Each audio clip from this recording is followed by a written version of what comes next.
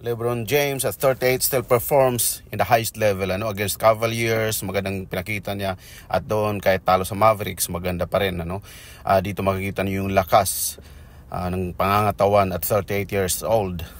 Alam niyo ba na malaki ang puhunan na nilalaan ni LeBron doon sa conditioning niya during summer bago mag-umpisa yung season. Talagang ginagawa niya ng matinding. Ito naman si Davis, kung consistent lang yung laro nito, talagang halimot talaga itong Lakers, Yan lang ang problema ngayon kay Davis.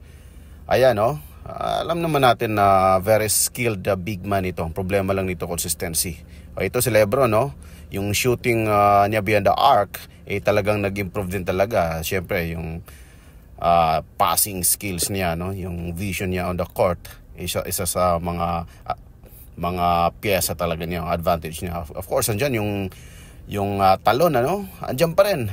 Kahit the 21st season of his career, andyan pa rin, Siyempre, may mga bata rin na kakampi ngayon si LeBron sa Lakers, kaya medyo kaabang-abang talaga itong Lakers team this season. Siyempre, andyan yung AR, na malaking tulong sa offense, instant offense yan. Kaya nanalo dito yung Lakers. Ngayon naman sa Mavericks, kahit talo, makita nyo naman na yung consistency ni LeBron, sabi ko nga, 38, pero andyan pa rin.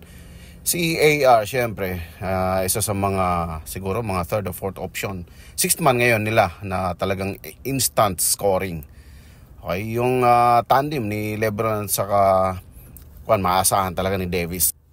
Dito si AR, yung sinasabi ko na instant offense, yung talagang na-develop niya yung I think natural na to sa kanyang scoring prowess niya.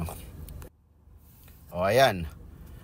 Yes daw, sabi nitong Laker fan na bata, Ayan, makita natin yung 3-point shooting ni LeBron na talagang nag-improve talaga, sinasabi ko. Ito lang ang kailangan natin kay Davis, Si AR, malaking tulong. Si Davis lang yung kailangan na maging consistent sa mga laro nila. Okay. So, yun nga, kaabang-abang tong Lakers ngayon. Sana lang maging healthy sila buong taon, makita natin medyo magandang maging resulta nito.